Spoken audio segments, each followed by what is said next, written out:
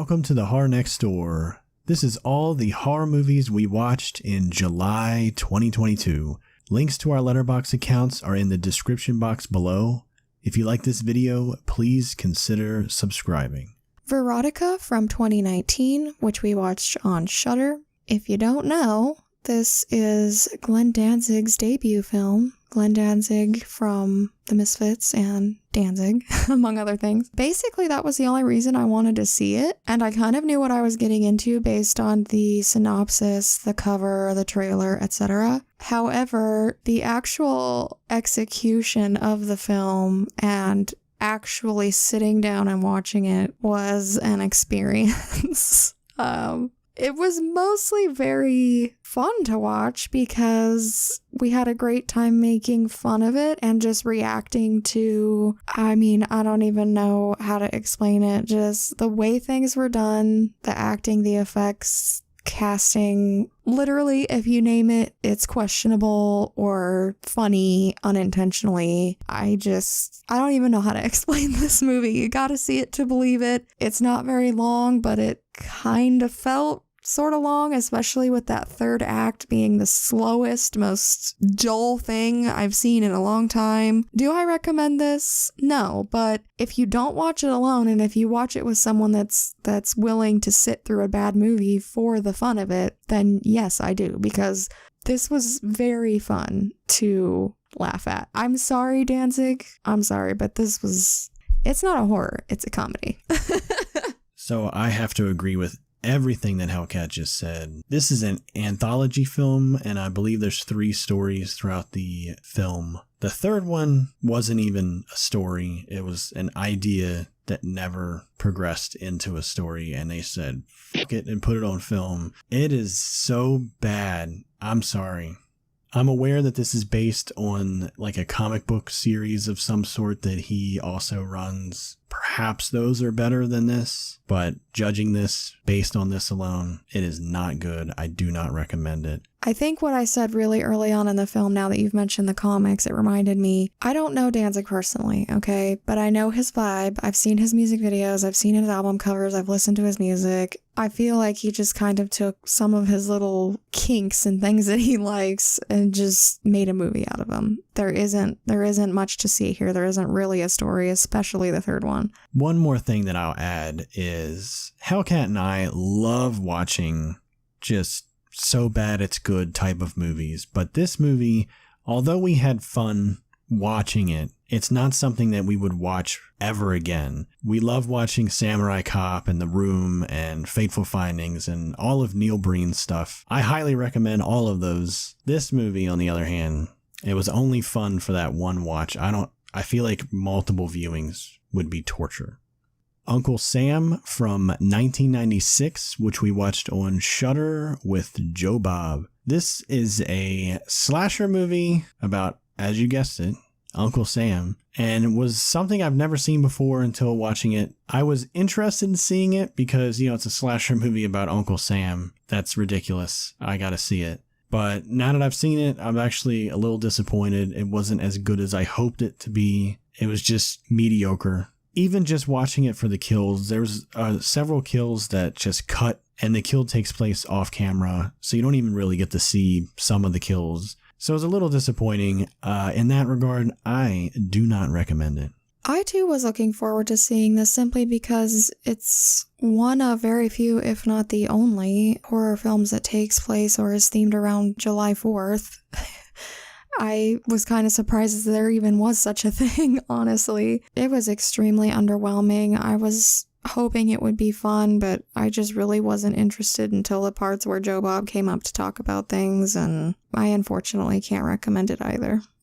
Dolly Dearest from 1991, which we watched on a VHS tape of mine. I definitely had fond memories of watching this movie when I was a kid. My sister and I used to quote and reference a couple things in this quite often. It was so much fun to watch again. I had forgotten a few things, and I mean, clearly they're kind of piggybacking off of the Child's Play thing with the killer doll, but this one's completely different and it has a completely different vibe and tone. So if you have not seen this movie and you were writing it off as just, oh, it's a girl version of Chucky, I do recommend it and I think you should give it a chance because I think the puppeteering and animatronics and things like that on the doll are pretty great. I think the doll is definitely creepy and looks super pissed sometimes, which is hilarious. And I also think the kids in this movie are not annoying, which I'm totally not saying the kid in Child's Play is annoying because I love him and I think he's adorable, but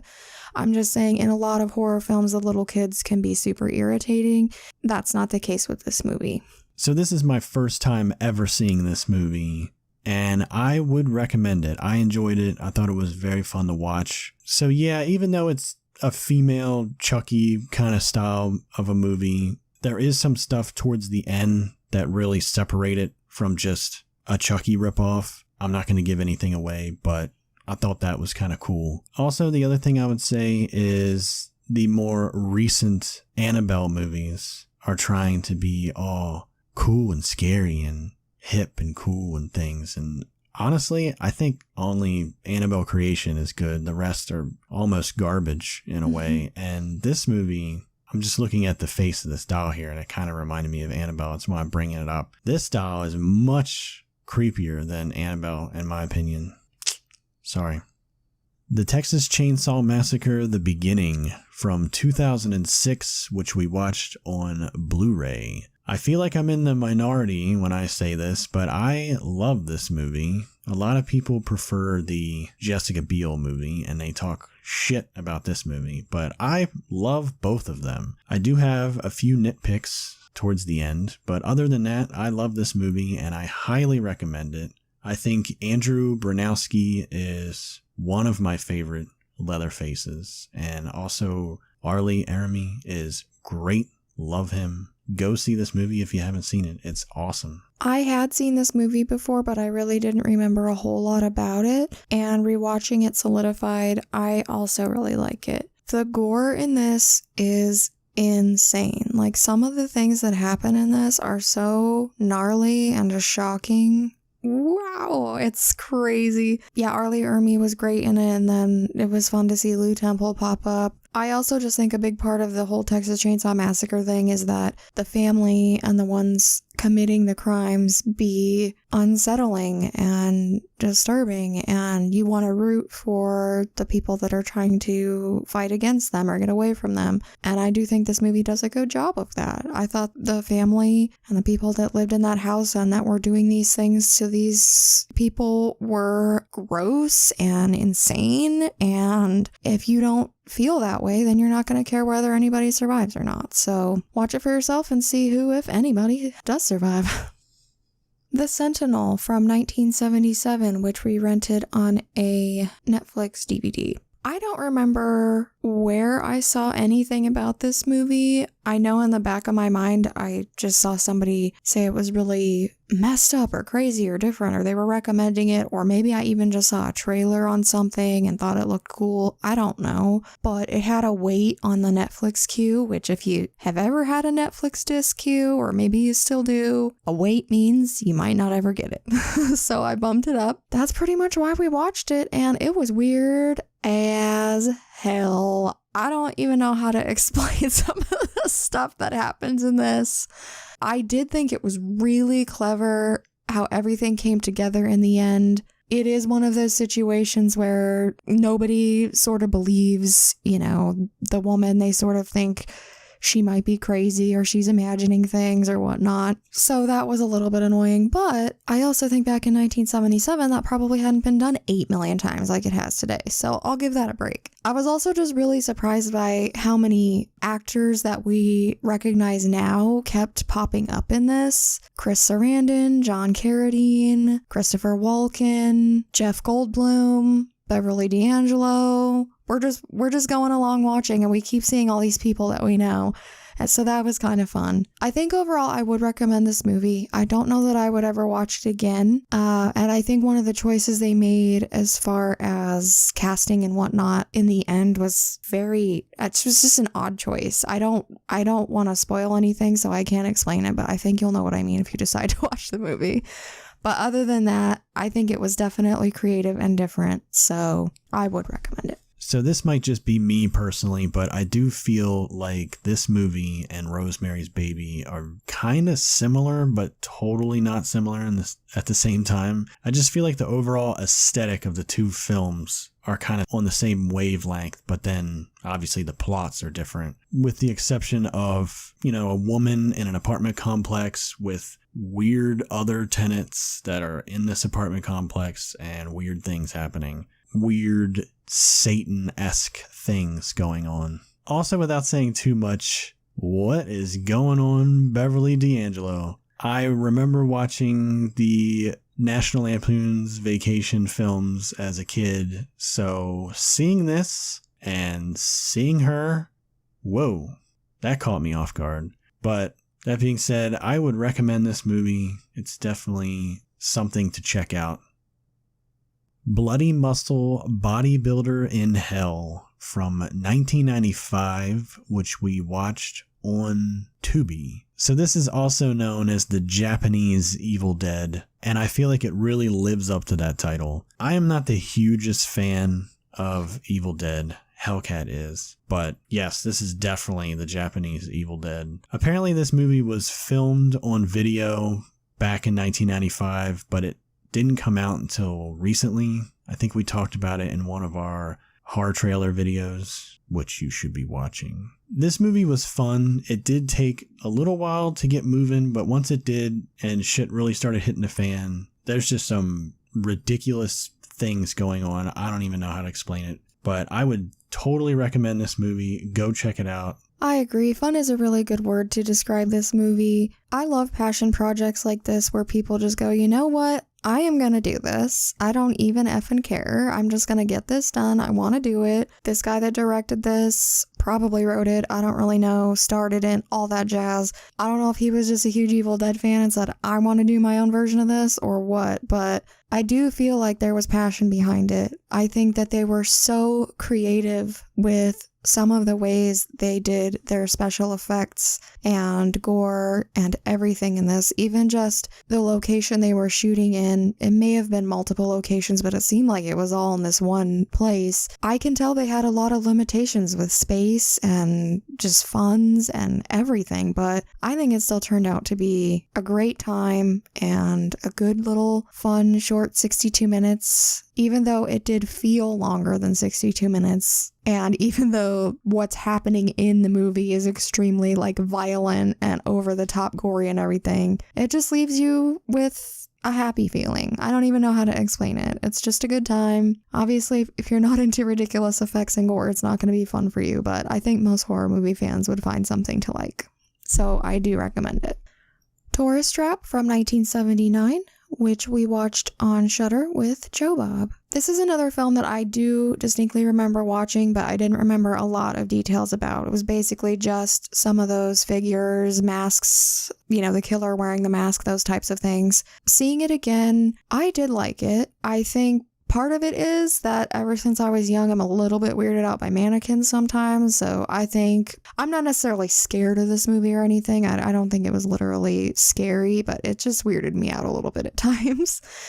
And I also just think Chuck Connors gives a really awesome performance. I can see why I forgot a lot of the main plot points or, a lot of the things that specifics that happen in this movie, but I would still recommend watching it. I think it's at least once. It's just very memorable and it's unlike any other movie that I've ever seen. In the sense of, yes, it's like a slasher and everything, but the tone and just what's happening, the motivations, the way everything looks and stuff is definitely unique. So this is my first time ever viewing this, and I had fun with it, especially with Joe Bob. There is a nice twist in this film. I did kind of see it coming, not necessarily because it was obvious, but probably because it's been done 800,000 times since 1979. Back in 1979, it was probably like, oh shit! But that being said, it was a nice twist. It was, kind of interesting dynamic with the characters. Also, the mask that the killer's wearing is creepy as fuck. I don't know what it is. It's something to do with the mouth or whatever. I don't know. It's weird. It's really weird. It's sort of almost like Leatherface-y a little bit, but with a bunch of hair. I don't know. It's creepy. It's like mannequin Leatherface with hair. But that being said, I would recommend this. Go check it out. Hindsight from 2008, which we watched on a crappy horror movie pack. To be completely honest, this movie probably isn't 100% considered a horror film, but it's on a crappy horror movie pack, and Letterboxd says it's a horror film, so whatever. Here we are. This movie was just okay for me. I did like the wraparound story with the girl in the car telling this story to this guy that picked her up as she was hitchhiking, and I did like how that kind of played out in the end. But like the flashback, I guess, scenes of everything that's going down at the house, I feel like it kind of just kept going, and it was like, let's get to something already. Other than that, I guess I would recommend it. I don't know, it's just okay. In case you're new here, when we reference crappy horror movie packs, it's basically just what I started calling those cheap horror movie DVD packs that you can buy at like Walmart, Kmart, Best Buy, places like that, where it's like $5 and you get 20 movies or something. And this movie is in a pack that I had already watched all the movies on in the past without Psycho. So this was my second time viewing this movie. I remembered it being pretty good, and I think upon watching it a second time, I would say, yeah, it's kind of run-of-the-mill and it's pretty middle of the road and stuff, but I do think a couple of little twists and turns they take are pretty clever and make the movie a little bit more memorable and charming than it would be otherwise. So I do recommend it, but like Psycho said, it's nothing amazing. You don't like prioritize it or anything. Marked from 2007, which is from the same aforementioned crappy horror movie pack. So, of course, I had the pleasure of seeing this a second time as well. This one I don't think I could recommend. Parts of it are kind of hilarious, in my opinion, but it's not so bad it's good or fun to watch type of thing. It's just these random ways that certain actors deliver dialogue or casting decisions that make things in here funny. I know back when I first watched it, I had said something about how the ghost monster thing, whatever he is at the end, looked kind of cool, but when I watched it again, I was like, I don't even know what I was talking about. I think my standards were really low because I was watching a whole bunch of bad movies in a row or something. I don't know, but I mean, I guess I've said all there is to say. I just think the plot is so convoluted and overly wrought and stuff that it's a no. I can't really recommend it. I really don't remember much about this, and the stuff that I do remember was not good, so I do not recommend this one. Nightbreed from 1990, which we watched on Shudder with Joe Bob. I have seen bits and pieces of this movie a long time ago when my uncle showed me clips of it, but I've never actually seen the whole thing. The only thing I ever remember from this movie is the dude at the hospital, cutting his face skin off or something, and I was like, what is this fucking movie? But now it's on Joe Bob, so we watched it, and honestly wasn't too thrilled about it. I did enjoy some aspects of it, but I feel like there were other things that were just kind of missed the mark for me. I love Clive Barker. I wish he would come back and do more films, maybe a new Hellraiser. I really liked David Cronenberg's character. I'll just leave it to that.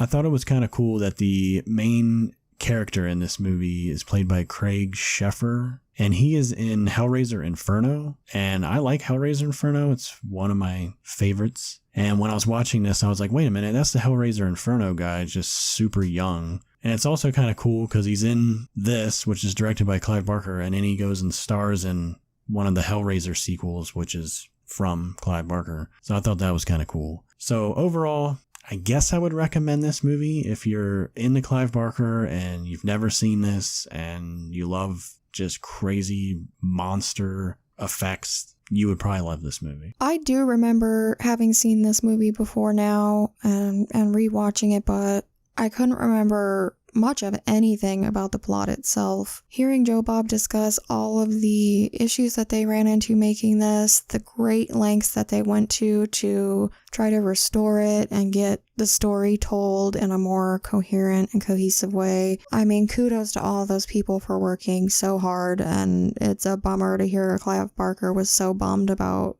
a bunch of the stuff that happened the way it turned out. It really does make me want to like this more than I do as well. I just feel like I really don't see any reason to watch it ever again.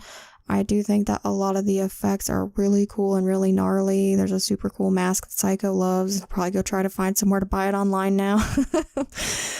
It's artistry, it's someone that cares about their art and their film and they're trying to bring it to life. It doesn't quite pan out, so I mean, I guess even after all of the restoration and stuff that kind of shows, I don't know. And I'm sure that this movie has its mega fans out there, and I totally understand where you're coming from. I would still recommend that people watch this at least once. It's definitely not going to be a favorite and probably not something I would watch a third time. Broadcast Signal Intrusion from 2021, which we also watched on Shudder, and was also another film that we spoke about in one of our favorite trailer videos. I do definitely think this went in some different directions than I expected it to based on the trailer, but overall I did really like it. The actual things happening and the things that you see in the broadcasts themselves are definitely weird and disturbing. It's almost kind of like what Psycho was saying about the tourist trap mask. It's very unsettling. So that definitely is intriguing, and I completely understand why this guy fell down this hole. It's sort of like when you Google one thing and then you fall down a rabbit hole and you just keep going and maybe you find out some stuff you didn't really want to know. I just think this movie was done quite well and it was creative, and I also think that the lead actor did an awesome job. I do recommend the movie. So I really enjoyed this. My only complaint really is the ending. I feel like it just ends and there's no real satisfaction to it. Not that every movie needs some kind of satisfaction at the end, but I feel like there was a little bit more to the mystery that wasn't really explained, and that's the only reason why I was kind of bummed out by the ending. When we talked about this in one of our trailer videos, which again, you should be watching those as well, I mentioned the Max Headroom incident, which if you Google Max Headroom signal hijacking, you can read all about it on Wikipedia. I knew about that prior to this film ever being a thing. And even when we were watching it, I was like, they just got that real life story of the Max Headroom incident and just made this like cool mystery around it, just pumped up the creep factor and the horror and everything. And I thought that was really clever, and I really love that. I just really don't like that ending. I do think that you can make a 5-star movie and then bring it down to like a 4 or a 3 just with the way you end it. But that being said, I do recommend this movie. I thought it was really cool and really creepy and awesome. The Domestics from 2018, which I rented on a Netflix disc. This movie actually really surprised me. I didn't expect it to be as enjoyable as the poster looked. The movie is set in a post-apocalyptic world and shit has hit the fan, and there's these factions that have taken over certain areas, and we follow this couple kind of just living out their lives and trying to get through this crazy world. Honestly, for a low budget, in my opinion, did much better than what some of the Purge movies have tried to do. I don't know what the budget was on this, but I know it wasn't anywhere near what some of the Purge movies are probably putting down to make their movies. Some of the factions in this movie had some really cool costumes and masks and things and like helmets and stuff, so that was cool. I would recommend this. It's also playing on Tubi if you want to go check it out. This is one of those movies that Psycho said, oh, it just ended up at the top of my queue. I don't know what it's all about. I don't remember why I added it, etc. So I wasn't expecting much out of it either. At the beginning of the movie, I was even kind of just tuned out. I didn't really think much of it, but as it went on, it was pretty engaging. There's some pretty messed up stuff that happens, and I just think it's awesome that they stick together. This couple we're following here, that they stick together and fight it out, and protect each other, and it does feel like a Purge movie. It's a lot like that because of the way everybody's behaving. It's, you know, it's post-apocalyptic, so there's no law and people are just doing effed up stuff to each other, and it's a scary thought, and I think this did a pretty good job of portraying what that could be like. And I guess the dynamic between the couple and the fact that they're trying to go find her parents and things like that also help fuel and get the viewer, you know, to the end. So overall, I would recommend it. Also, just want to add one more thing, that Lance Reddick shows up in this movie, and I did not even know that he was in it. And if you don't know who that is off the top of your head, he is the front desk guy in the Continental in the John Wick movies. He's been in a ton of other things, but that's probably what he's most known for, is the John Wick movies. And he's awesome, and I like him, and when he showed up, I was like, shit, this is awesome. So yeah, go check it out. Slaughtered from 2010, which was also on that good old crappy pack. So here I am watching a really bad movie a second time, and it is so annoying. Basically, I just don't understand why they lock everybody inside the pub. I'm still confused about why this decision was made. I mean, basically, it's a slasher film, and there's a murderer in there killing people one by one, and instead of, you know, doing something about it, they just decide to lock the doors and be just locked in there with the killer. It's really stupid. Of course, there's a twist that tries to explain that, and it's kind of an obvious twist if you ask me, but I just feel like these employees, you know, they slowly start finding out one by one that this is happening, and they're just, oh well, let's just, you know, lock the door and go about our business. It's the dumbest premise ever, and a lot of the, like, I'm so sorry to even say this, but a lot of the actors were so annoying. They just were getting on they were just grating my nerves. Obviously, I don't recommend this movie. So I hate that we have to end this video on such a fart of a movie, but it is what it is. And just to be clear, that this video is just the horror movies that we watched this month. We do watch a ton of other movies, but for the sake of the channel, we only talk about horror because that's what matters. But this movie is very forgettable. It's almost like somebody said, hey, I got a bar that we could film in. Do you want to make a movie? And they were like, yeah, let's do it. And they made the movie in the bar. And yeah, it's like at any time you're like, why didn't you just leave the bar? There's a dude going around killing people in the bar. And you're just going to like, oh, I just saw my friend die. Let me walk upstairs and then cry. Like, what? Leave. It doesn't make any sense. Sorry. I get it. You had a pub that you wanted to film in, but I don't want to tear it too far apart. But I do not recommend it. Sorry. As always, we thank you so much for watching. Leave us a comment if you have any horror movie recommendations, and we will add them to our watch list. Until next time.